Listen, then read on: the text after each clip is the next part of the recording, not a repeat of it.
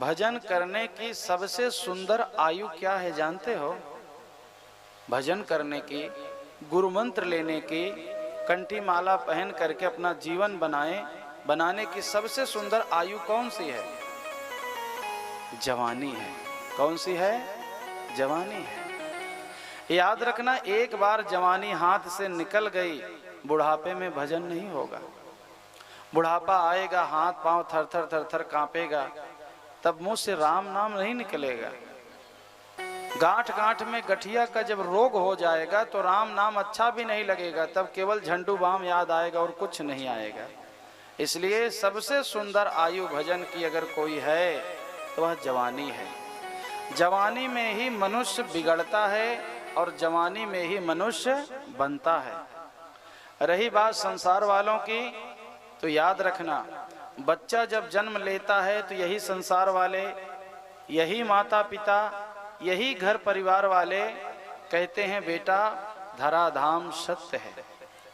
जवानी आती है तो यही परिवार वाले, यही घर वाले, यही माता पिता कहते हैं बेटा अर्थ काम सत्य है।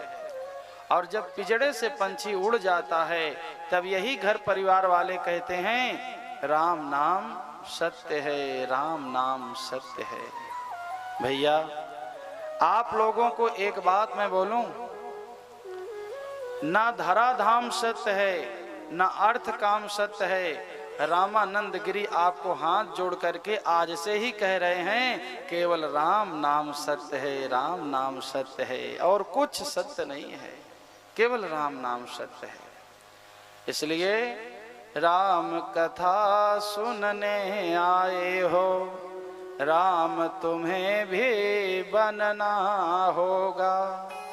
चलो राम के पद चिन्हों पे अब इतिहास बदलना होगा। तो सबसे सुंदर आयु है जवानी। अब कितने लोग ऐसे हैं जो जवानी में गुटखा खाते हैं, पान खाते हैं, बीड़ी सिगरेट पीते हैं, तमाकू खाते हैं। एक जगह हमारे गुरुदेव भगवान कथा कर रहे थे, वहां एक औरत घूंघट काढ़ के अंदर ही अंदर बीड़ी पी रही थी। हाँ, हमारे गुरुदेव भगवान कथा कर रहे थे और वो घूंघट काढ़ी हुई थी। गुरुजी सोचे कि ये नई नई दुल्हन है, इसलिए जो है बेचारी नई नवेली आई है, इसलिए घूंघट काढ़ी है। लेकिन पता तब चला जब उसके घूंघट में आग लग गया। वो अंदर अंदर बीड़ी पी रही थी। अब जब उसका घूंघट का साड़ी जब जलने लगा तब पता चला कि ये तो बीड़ी का मामला है। तो कितने लोग ऐसे हैं कि कथा में भी आते हैं, दिल नहीं मानता है, कहते हैं ना दिल है कि मानता नहीं, अंदर अंदर बीड़ी पी रहे हैं। सोचो जब स्त्रियों का ये हाल है तो पुरुषों का तो बात ही छोड़ दो। इसलिए भैया ये जो शरीर मिला है, ये जो मुंह मिला है ना, ये भगवान का भजन करने के लिए मिला है। मुंह को डस्टबिन मत बनाओ। डस्टबिन माने कचरा, जब देखो तब उसमें तमाकू डाल रहे हो, गुटखा डाल रहे हो, पान डाल रहे हो। भैया मुंह है कि क्या है? कचरा घर है। ये मुंह भगवान ने दिया है भजन करने के लिए।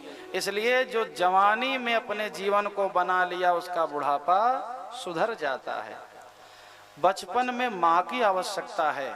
बच्चा जब जन्म लेता है तो बचपन में माँ की आवश्यकता है। जवानी आती है तो महात्मा की आवश्यकता है, माने गुरु की। और जब बुढ़ापा आता है तो उस समय अंतिम में परमात्मा की आवश्यकता पड़ती है। जिसके बचपन में माँ नहीं है उसका बचपना खराब है। जिसके जवानी में कोई गुरु नहीं है ज्ञान देने वाला, उसकी जवानी खराब है। और अंत में बुढ़ापे में यदि परमात्मा की प्राप्ति नहीं हुई तो सारा बुढ़ापा खराब है। इसलिए मैं तो यही कहूँगा हाथ जोड़ करके आप लोगों से, अभी जवानी है, अभी समय है, अभी सुधर जाओगे तो आगे बन जाएगा। अगर अभी नहीं सुधरोगे तो याद रखना आगे भी खराब जरूर होने वाला है। जैसा बिया बोओगे वैसा खेती होगा।